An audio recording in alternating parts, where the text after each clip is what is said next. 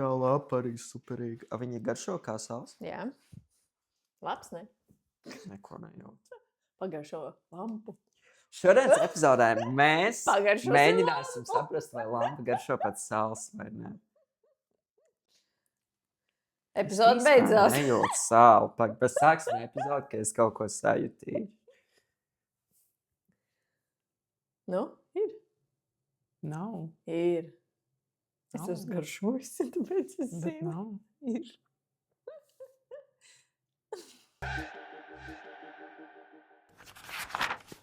Nu, tad sāksim epizodi. Ok. 3, 2, 1, elpojam. Atkārtojas. 3 elpas. 3. 2.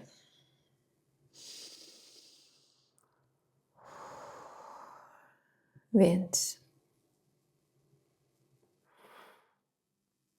Iecinām šodienas epizodē. Stāstīsim par tehnoloģijām skolā, kas ir ļoti aprunāts temats, manuprāt, ļoti top temats, un arī mūsdienās reāli mēs izmantojam gandrīz katras tehnoloģijas, vai daudz vai maz, tas ir no mums katra atkarīgs. Un ieicināsim jūs tādā mazā tehnoloģiju burbulītī, un tad padalīsimies arī mūsu pieredzi. Man kā skolotājai, Sintijai Kārkliņai, un arī mācību materiālu autorei Radot.lv tieši saistīts ar tehnoloģijām patiesībā, jo šie materiāli ir interaktīvi, un Helmut, tu arī esi saistīts ļoti daudz ar tehnoloģijām. Jā. Es esmu students. Čau. Čau, studenti! Jā, čau. Man sauc Helmuts. Es esmu students, mākslinieks un aktīva un radoša personība. Tieši tāpat kā pagājušajā sērijā, tieši tāpat arī tagad. Bet jā. Es mazliet sapratu, ka mēs izaicināsim sevi, mēs uzdosim tādus trakus jautājumus, kas mums liks aizdomāties vispār par tehnoloģiju vajadzību, cik mēs daudz viņu lietojam, kas un kāpēc, un tiksim pie tās saknes, vai tas vispār vajadzīgs vai nevajadzīgs. Un pirmais jautājums ir, kā tu jūties, kad pasaka vārdu tehnoloģija pēc sajūtām? Ko tu uzreiz, Helmut, jūti? Īstenībā ļoti daudz informācijas un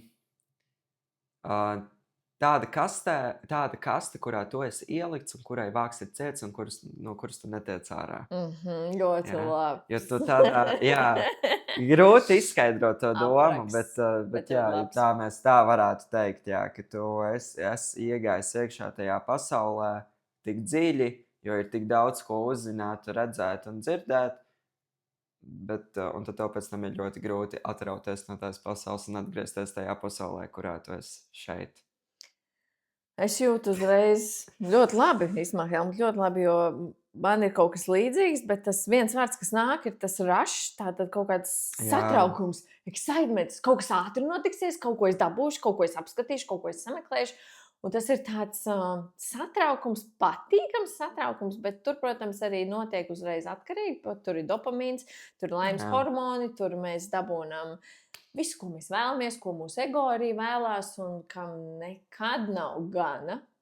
Daudzas arī grāmatas man ir stāstījuši, ka ego nekad nebūs gana, tam prātam nekad nebūs gana, un tās ir tās mācības, kas pierādās realitātē. Man liekas, nevar būt, bet tu skaties no katra gada, tev ir kaut kādas vēlmes, visu laiku ir vēlmes. Jā. Mums šīs ierīces viņas piepilda, mēs pasūtam vai no interneta, vai mēs skatāmies, mēs izklaidējamies, mēs meklējam tur mieru, mēs meklējam komfortu, meklējam zināšanas, kā arī šobrīd jūs meklējat zināšanas un idejas skatoties caur tehnoloģijām mums. Jā.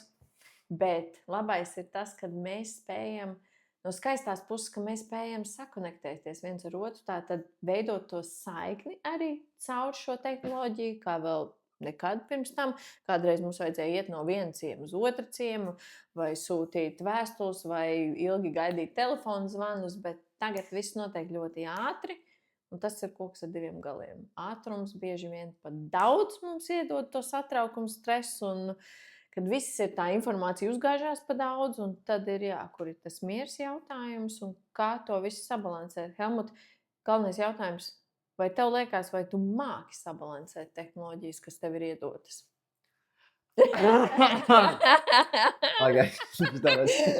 Es gaidīju to momentu. Nē, es pačukstēšu. Helmuts vairāk nepiedalās šeit. Atsakos atbildēt šo jautājumu. Helmuts atsakās, bet es atbildēšu. Es tā turējos, kad tu pabeigsi stāstīt. Tad Helmuts atgriezīsies studijā un atbildēs, bet es varu atbildēt. Man atbild ir ne. Es ne. Helmut, tu? Godīgi. Ļoti sevi piespiežot. Dažreiz jā, Dažreiz. Labi. bet tas noteikti viegli nav un žēl atzīt, bet lielākoties nē. Jo, nu jā, tā tas ir, kad mēs dzīvojam tādā pasaulē, kur katrs cilvēks, īpaši jaunieši, bet īstenībā jau katrs cilvēks dzīvo vienā pasaulē, kas ir šī pasaule, un otrā pasaule, kas ir tā digitālā pasaule. Un es ticu tam, ka no tā izvairīties īsti nav iespējams, jo, nu, ja tu esi cilvēks, kurš bija līdz laikam un neapstāties, nu, gribot vai negribot, to tām tehnoloģijām būs jāpieskarās, jo tā ir vienkārši pasaule, kurā mēs dzīvojam. Tu atbildēsi man jautājumu. Mēs nemākam īsti, ja mums iedod atkarību rokās vai mājās, un viņi tur stāv un atgādina par sevi. Mēs reaģējam, mēs rīkojamies, un tas ir paradoks, jo tad, kad veidoju arī par tehnoloģijām kursu pedagogiem, es sapratu, cik tas kairinājums ir liels, ja mēs kaut kādas robežas neuzliekam sev. Neuzliekam arī tādas lietas, kā izslēdzam notifikācijas. Mēs ļoti esam pieraduši, kā skolotāji ir ieslēgtu skaņu, pat strādāt stundās, bet patiesībā, lai atbildētu uz vecāku ziņām, bet patiesībā mums ir jābūt šeit un tagad. Un ir pieklājīgi arī runāt ar otru cilvēku, neskatoties telefonos, neskatoties visās pārējās izklaidēs, vai arī tad, kad notifikācijas nāk un bauro, jo mēs patiesībā esam izraustīti vairāk kā 100 reizes dienā, plus mīnus. Un iedomājieties, ja 100 cilvēki aizietu jūs pa ielu un paraustītu, kā jūs justos saguruši. Un šī realitāte ir tikai tad, kad mums ir dzīvē spēcīgi triecieni, mēs kaut ko mainām. Es sapratu, mans pēdējais atklājums ir, es atteicos no WhatsAppa, jo es jūtu, ka tas man paņems pārāk daudz enerģijas laika. Es nespēšu radīt citus projektus, kā piemēram šo projektu. Ar ģimeni man ļoti svarīgs laiks, un mēs neaizdomājamies, cik dažādas aplikācijas mums kairina, kaitē. Ja patiesībā mēs varam sazvanīties labāk ar tiem cilvēkiem, tikties, bet nepavadīt to laiku, kad mēs izklaidējoties tikai ātri paraustam viens otru, jo kādreiz mēs zinājām, ka mēs rakstam to vēstuli laiks, mēs piedomājam, viņa aiziet, cilvēks atbild. Tas ir kaut kas īpašs, tā saikne. Bet šobrīd mēs visu kaut ko spļaujam, kādas idejas mums galvā, to mēs aizsūtam. Un tu vēl ātrumā, 2 spīdā ātrumā ieslēdz savu divnieku, lai ātrāk noklausīties visus tos cilvēkus. Un tu esi pārstresojies, un mēs iemācāmies viens otru stresot, tie stresori ir ļoti lieli. Bet, ja tu nejūt to stresu, tik un tā informācija ir tik daudz, kad tu varbūt, īstenībā tu jau uzvelcies, jo es nenosauku to kā stresu, jo tu jūties tev nebija tās tāda vainas, saspringts. man atkal bija stresa un vainas apziņa, ka es neatbildu laikā, jo es redzu visu to sarakstu, man nav laika atbildēt. Tas mani stresoja. Tādos gadījumos es vienkārši uzrakstu, kad es atbildēšu vēlāk. Es domāju, ka tur arī pašam ir jāmācās, cik tu daudz atļauj sev. Cik daudz atļauj ziedot savu laiku tam visam, jo tas, kā es parasti rīkojos šādās situācijās, ja es redzu, ka cilvēks man ir uzrakstījis garu penteri ar informāciju vai atsūtījis balsziņas katra 2 minūtes, es tā arī pasaku, ka čau, sorry, es nevaru atbildēt, es atbildēšu te, ka man būs laiks. Tā, bet protams, ka tas vienkārši tas informācijas daudzums tevi, tu pat nepamani, cik viņš tev reāli nogurdina. Bet jā, es domāju, ka tā ir tāda lieta, ko tu nepamani, kas tev nogurdina, bet nogurdina tev dienas beigās. Mēs iegriezīsim to spirāli iekšā klasē, jo ir daudzas klases, kuras tiešām stundu sākumā mēs nometam groziņā telefonus, un tad mēs beidzās stundu, tad no groziņa var paņemt telefonu, jo, manuprāt, tā ir lieliska ideja. Kā tev liekas, Helmut, kā ir, kad tu stundā tev ļauj vai neatļauj telefonu izmantot? Es esmu 4. kursā, praktiski tā jau ir augstskola. Līdz ar to neviens man vairs neaizliedz lietot šīs tehnoloģijas stundu laikā. Vienkārši tā vairs nav mana skolas vide, kurā es pavadu laiku. Bet tu negribētu to groziņu stundā? Dažkārt. Nav tā, ka tev tomēr noņem to uzmanību no stundas. Dažkārt varbūt, jā, bet tajā pašā laikā es negribu tā atbildēt. Jā, es gribu, jo... To atkarību izņemt ārā.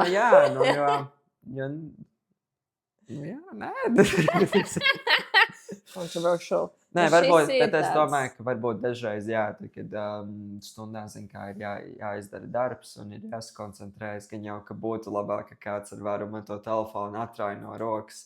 Vai iemet groziņā un ieliek skapī. Kādā skapī, jā. Triks mans, kad es rakstīju grāmatu, man tiešām bija atvilknē. Tā ir Robina Šarma tehnika, arī lielisks autors, grāmatu autors. Lieliski kursi viņam arī ir. Un viņš dalījās ar to tad, kad ir tās svarīgā stunda, un tagad ir total focus of bubble, tātad viņi ir tāds burbulis, fokusēšanās burbulis, ka tu esi savā labākajā stadijā, ka tu veic darbu un tev lielisks fokus, tas telefons ir pilnīgi prom un ir izslēgts. Cilvēki zināja, ka man nevar sazvanīt rīta stundās, bet tās bija pašas labākās stundas. Kad tika radīta tāda maģija, kaut kas burvīgs, ka tu esi tikai ar sevi, ka tu esi tajā tikai koncentrējies uz lietu, ko tu dari. Jā, cik tā ir fantastiska sajūta. Tev nav apkārt nekādi kairinājumi. Tas ir tāds kaut kāds kosmosīgs sajūta, ka tu savienojies ar to mērķi, kas tev dzīvē ir jādara, ko tu dari citiem. Bet tev tie citi nerausta, jo pēc tam tu vari dāvināt to citiem. Tas ir kaut kas maģisks. Es gribētu, lai stundās šis notiktu, un mēs noteikti parunāsim, kā mēs to varētu ar tehnoloģijām savienot. Jo es arī redzu plusus interaktīvām tāfelēm, projektoriem, ka mēs rādām, mēs varam darboties, bet, protams, paralēli mēs visi tur nesēžam Facebookos un nečatojam ar citiem cilvēkiem, bet mēs tā kā daram to darbiņu. Un ir grūti, ja bērnam, piemēram, iedot telefonu un viņam nepaskatīties notifikācijās, tātad šos ziņojumus, bet, piemēram, teikt, tiešām sameklē uzdevumā, piemēram, papildus materiālus no interneta. Protams, pastīsies notifikāciju, kas tev ir atnākusi. Nebūs tā? Jā, tas nekad tā nestrādā. Es nezinu, man ir bijuši arī skolotāji manā dzīvē, kuri naivi uzdod darīt pārbaudes darbus telefonā, bet skolēni, mēs jau esam gudri ar tām. Mēs mākam rīkoties tām tehnoloģijām, mēs ļoti mākam ātri ar viņām apieties. Tas skolotājs, tas vispār neiespējami ir nokontrolēt, ka tas skolēns ir iegājis mākslīgā intelekta aplikācijā, paprasa visus jautājumus, iegūst visas atbildes, un ka viņš ātri attiek atpakaļ uz uzdevumu LV, tas ir sekundes jautājums. Nu, te ir balans, te ir atkal viedierīcēm. Iespējams, šajā dzīves posmā mēs sakam nē kā telefoniem, viedierīcēm, stundām, bet atkal projektoriem, kur mēs visi kopā varam darboties, teikt vairāk jā, un sadarboties, un redzēt, kā citi darbojas, un darboties pat komandās un kopā, un nebaidīties no tā lielā ekrāna, kur nebūs šīs notifikācijas, šie paziņojumi, bet atgādināt sev, ka arī dienā ir vērts pazaudēt telefonu, nolikt kaut kur projām, un pat nedēļā, ko mēs tikko ar vīru sākam darīt arī. Vispārīgi, es teiktu tā, ja es iekāptu skolotāju kurpēs, es noteikti neizmantotu tos telefons stundā. Gribu atrast informāciju, meklēt grāmatā. meklē kādos izdrukātos materiālos vai kas. Es zinu, es saprotu to, ka nevienmēr var izdrukāt šos materiālus skolās, un tas viss prasa papīru un visu pārējo, un ir reizes, kad ir tā informācija jāatrod telefonā, bet maksimāli izvairīties no tās telefona lietošanas, jo nebūs tā, ka tu tagad pateiksi skolēniem, lūdzu, meklējiet Google informācijas avotus, lai izdarītu uzdevumu, un ka tie skolēni nesēdēs citās aplikācijās un nepavadīs labi laiku tādā ziņā, ja? Izklaidējoties. Atkarība, izlasīt kādu ziņu, iet Snapchatā un vēl neskur. Bet tas ir interesanti. Arī aizdomājieties, kā mēs kopā varētu meklēt, jo patiesībā ChatGPT varētu arī uz tāfeles kopēji viņam likt uzdevumus interesanti izveidot vai meklēt un viņam likt kopēji, bet nevis, ka mēs katrs varbūt sēžam tiešām tajā telefonā, bet atkal izmantot to vienu ekrānu, kas ir patiesībā kā tāda digitāla grāmata, viņu uztver tā. Jo tā ir tāda, mēs dzīvojam tagad tādā interesantā laikā, kad, tad, kad es gāju pamatskolā, man vajadzēja šo informāciju meklēt no informācijas avotiem, man vajadzēja iet dziļi iekšā Google, meklēt kaut kādos vecos rakstos informāciju un tā tālāk, un tagad mēs vienkārši varam iegūt tiešas un mums skaidras atbildes, uzprasot vienu jautājumu mākslīgajam intelektam. Vai arī vairākus un iet dziļāk tajā visā un izzināt, bet mācīties arī uzdot jautājumus un runāt, pēc tam diskutēt par to un neignorēt arī to, ka mums ir šāda tehnoloģija, lai gan viņa ir super jauna, daudz arī runā, dažkārt arī bīstama, protams, ir jāmācās viņu izmantot. Protams, ka mēs nezinām, kā tas viss ies, kā mēs viņu izmantosim, cik daudz produkti būs liederīgi, cik nē, ko mūs tā informācija vispār mums izdarīs nākotnē, kā mēs mācīsimies, vai mēs neslinkosim. Tas ir arī izaicinājums, par ko domāt, bet ieviest sadarboties, neignorējot to, ka arī telefoni atnāca uz šo pasauli, datori, kaut kā sadarboties. Kāds tev ir varbūt ieteikums, kā mēs varētu izolēt mazlietiņu šīs tehnoloģijas, sadarboties un bieži vien arī izolēt. Es varu padalīties ar to, kā es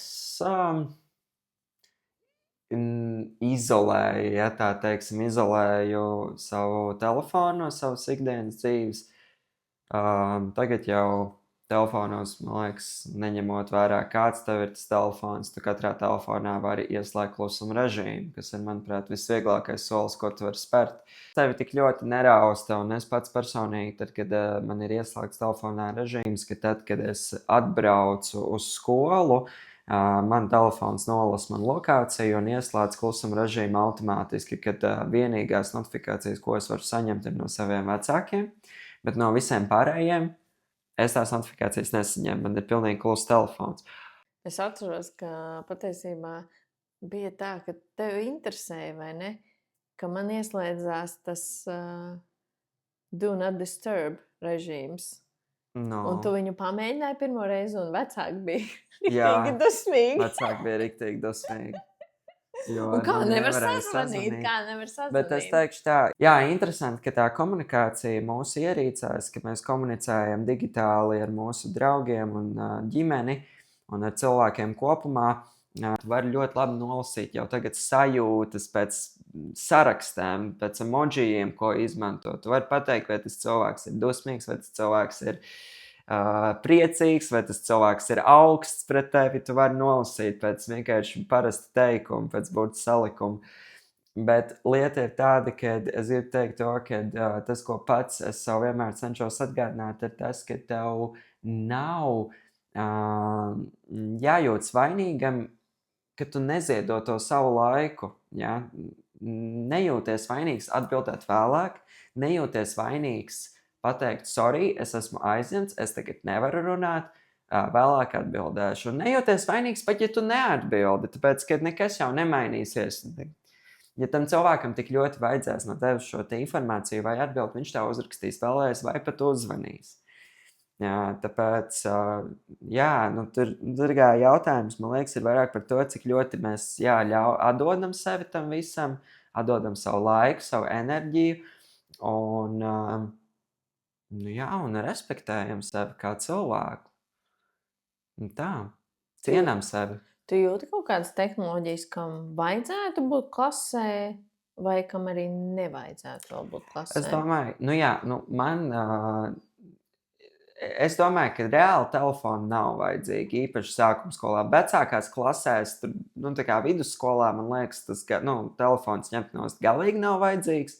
Tas ir stulbi tā darīt, jo, vidusskolā jau tie skolēni ir plus mīnus pieauguši, un tur jau ir pavisam savādāk tā pasaule un komunikācija savstarpējā, un tas telefons, grib vai negrib, viņš ir katram tam jaunietim vajadzīgs tajā ikdienā, bet, piemēram, tajā sākuma skolā tam bērnam, tā reāli padomājot, viņam nevajag sēdēt tajos sociālajos tīklos, viņam nav nepieciešamība sarakstīties non-stopā. Viņš vēl pat nesaprot, kā tas viss strādā, kā tā pasaule strādā un tā tālāk. Un tad tajā laikā, es domāju, vislabākais risinājums skolās ir to telefonu noņemt, un lai tas skolēns ir šeit un tagad. Jo vēl viena lieta, ko es gribu teikt, jo tās pirmās klases skolā ir tas pamats, ko mēs tam skolēnam būvējam. Viņš vienmēr ejot tālāk un augot, viņš vienmēr atgriezīsies un atskatīsies uz to pamatu, kas ir uzbūvēts sākuma skolā. Un ja mēs jau sākuma skolā viņam mācīsim, pieradināsim viņu pie tā, ka viņš var ieskatīties visu laiku telefonā, kad viņš vēlas, tas tikai ejot gadiem priekš attīstīsies un tā vēlme paliks spēcīgāka un tas aizvedīs potenciāli pie atkarības. Tāpēc es domāju, ka arī, ja mēs sākuma skolā to telefonu noņemam no tiem bērniem, jauniešiem, tad tas varētu varbūt, nākotnē tas pieredums varētu varbūt būt tā kā mazāks, kad tev ir tā apziņa, ka tu vari arī atrast informāciju savādāk. Ja ka tev nav jāiet un jāprasa mākslīgiem intelektiem. Jā, sarežģīts temats. Kā koks tiešām ar diviem galiem, jo tu nevari atņemt tehnoloģijas no mūsdienu cilvēkiem, bet tajā pašā laikā tas tik tiešām ir ļoti nepieciešams un tas ir jādara. Un ir kaut kādas lielas tehnoloģijas, kas atvieglo, piemēram, kā tādu vienkāršu lietu ielikt tumbiņas klasē, kas savienojas ar projektoru, labāk var dzirdēt dažādas mācību video, vizuāli, jo citi skolnieki arī mācās vizuāli. Mums liekas, ja mēs tikai kā skolotājs nostāstīsim, visiem būs skaidrs. Bet ja kāds nepierakst, ja kāds neredz video, animāciju, visu to kopā savienojot vienalga, jebkuram cilvēku bērnam paliks labāk atmiņā. Kopā vizualizācija, stāsts, vēl skaņa. Tas viss, manuprāt, paskaistina to pašu nodarbību un liekas tādu spēcīgāku iespēju, bet atkal, ja mēs skatāmies katru stundu 40 minūtes video, tas tā ir atkal otra galējība. Tur ir jāmaina visu laiku tās metodes. Vēl es zinu no tehnoloģijām, piemēram, lieliski ir digitāls klavieris, kas nav jāskaņo stundā, un bērni varbūt arī iemācās tur forši var tā smuki darboties ar viņām vai arī projicēt uz ekrāna digitālas klavieres un cik daudz komponenti, kā tehnoloģijas mums atvieglo to dzīvi, jo mēs kā skolotājs to stāstu varam nostāstīt, bet 40 minūtes runāt mēs izdegam, jo beigās bērnam ir jādarbojas, viņam ir jānāk pie tāfeles vai pie interaktīvās tāfeles, jādarbojas, visiem kopā jādarbojas, viņam ir jāmācās kopā ar tevi, nevis tu tikai māci vienu un to pašu, bet laiks jau iet, skolēni mainās. Un atkal tā sadarbība, tāds mūžīgs balanss, bet paradoks bez tehnoloģijām nevar, ar tehnoloģijām atkal nevar, ka par daudz. Tas ir ļoti sarežģīti. Man liekas, ka te arī, tu izvēlējies vienu risinājumu, to pie tā ir jāturas. Tad tu testē, vai tas strādā, vai nē. Un robežas, cik daudz. Testē robežas, to kā skolotājiem, tas viss ir jādara, jāpēta. Tas ir tas laikmets. Jo arī, mēs jau nemaz tik ļoti ilgi nedzīvojam šajā digitālajā laikmetā. Es piedzimu laikā, kad telefons vispār vēl nepastāvēja. Man liekas, es piedzimu 5. gadā, man šķiet, ka Steve's Jobs tikai tad kaut kad tajā laikā pirmo, touchscreen mobilo, ar ekrānu telefonu izlaida. Un īstenībā jau vispār nav, un kas tad 20 gadi ir pagājuši, tāpēc ir ļoti daudz neatbildēt jautājumi, un ir ļoti sarežģīti saprast, kā labāk rīkoties. Un tur pareizā atbilde uz tiem jautājumiem, pašlaik viņa nav. Es domāju, ka viņi nevar atrast. Tev vienkārši ir jāskatās un jāanalizē, kas strādā vislabāk priekš tevis un priekš skolēniem. Un katrai situācijai. Katram vecuma posmam. Jo vairāk tu mēģināsi, jo vairāk tu sapratīsi kā skolotājs, kas strādā labāk. Galvenais ir mēģināt. Smagi atzīt, ka tā ir atkarība. Tā ir mūsu tāda laimes meklējumi. Nekad nebūs gana. Tas ir jāatzīst nepavelti. Īstenībā arī bērniem to var novērot, kad ir pat liels histērijas, kad atņem telefonus, līdz pat 3 gadiem nav ieteicams bērniem vispār dot, rādīt un redzēt. Vispār bērniem nav ieteicams dot tos telefonus. Jo tas uzreiz jau rāda, ka kaut kas tur līdz galam mums ir pat daudz, un viņš rada to atkarību, un mums liek aizdomāties. Mēs vairāk esam fokusējamies tiešām uz to telefonu, bet cik daudz skaistas lietas mēs varam radīt ar datoriem. Tu pats strādā, mācies kopā ar datoru, cik skaistas lietas varam digitāli radīt. Un atkal šeit ir vai mēs izklaidējamies, vai mēs mācamies. Un šo te iemācīties, manuprāt, ir zelta atslēga, iemācīties ar telefonu, nevis ka mēs esam viņa vergs, bet tas ir instruments, palīgi instruments, kā mēs spējam radīt, sazināties, dot viens otram to pašu labāko, dažkārt informāciju, dažkārt kādu skaistu darbu, arī labu vārdu. Un tas ir tas, kas mums, manuprāt, ir jāpagriež, nevis, ka mēs esam tikai kā tādi atkarībnieki, kam vajag tikai, un ka mēs ņemam un ņemam, un mums nekad nebūs gana, un ka mēs tikai barojam savu to atkarību, bet ka mēs pagriežam un jau iemācamies patiesībā izmantot viņu kā vienu no instrumentiem, kas mūsu dzīvē ir, bet nevis konstanti barot ar negatīvo, bet ar to pozitīvo. Mācamies, tas mūsu uzdevums. Un arī skolās es ceru, ka izdosies iemācīties, jo vēlāk jau bērniem ir jāiemācās. Arī tavā vecumā ir svarīgi iemācīties ar telefonu rīkoties. Arī manā vecumā, kā skolotājiem, ir arī svarīgi iemācīties telefonu rīkoties ar tehnoloģiju, jo mums ir viņš dots, kā mēs viņu iemācīsimies šo burvju zīzli izmantot, tā arī mūsu dzīve ies pa to maģisko ceļu. Ko mēģinām? Tālūk. Jā. Sarežģīts temats. Tiešām sarežģīts. Bet mums patīk sarežģīti temati. Mums patīk sarežģīti temati, tāpēc arī šis podcasts ir uztaisīts tam, lai mazliet paceltu to apakšējo lai kārtu un radītu kaut paskatītos. kādu iedvesmu un idejas un aizvest līdz kaut kādam tam risinājumam, kas potenciāli varētu aizvest līdz šim risinājumam. Lai iedvesmotu un noderētu. Tā kā tā. Saudzīgi izmantojiet savas idejas, komentāros saudzīgi tērēt savu laiku. Tiešām dalieties, varbūt skolotāji var padalīties ar savu viedokli par to, kā jūs domājat, vai stundās vajag izmantot telefons, vai jebkādu tehnoloģiju, vai nevajag to darīt, un ja vajag, kāpēc, un tā tālāk. Izpaužaties, rakstat, jo kā nekā vislielākā vērtība ir tad, kad mēs šādā veidā tieši apmainamies ar viedokļiem. Jo es ļoti labprāt pats gribētu dzirdēt arī to, kā jūs to angliski sakot dīlojat. Jā, jo tie stāsti, īstenībā jūs paši varat izdomāt tādus pasakainus stāstus, tēlus no dzīves, no realitātes, kad atkarība ir ievilkusi un kā tad mēs varētu ar to telefonu rīkoties savādāk, kā mūsu dzīve mainītos, jo patiesībā tie stāsti arī ir tie, kas mums liek aizdomāties un tad vai nu rīkoties vai nerīkoties, bet tas mūsu tomēr smadzenēm liek kaut kā labāk izdarīt izvēles, labākas izvēles dzīvē. Ja man nebūtu Omīte, kas stāstījusi lietas, kas ir labas, kas ir sliktas, Es bieži vien izdarītu arī sliktas izvēles dzīvē.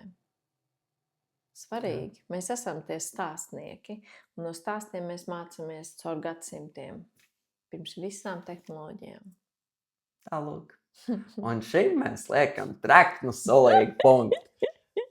Tiekamies nākamajā sērijā, Kur stāsti turpināsies? kur viss stāsts turpināsies. Sekojiet, gaidat. Mēs noteikti jums pateiksim, kad iznāks jauna sērija, bet tik un tā gaidat, un tad jau mēs tiekamies.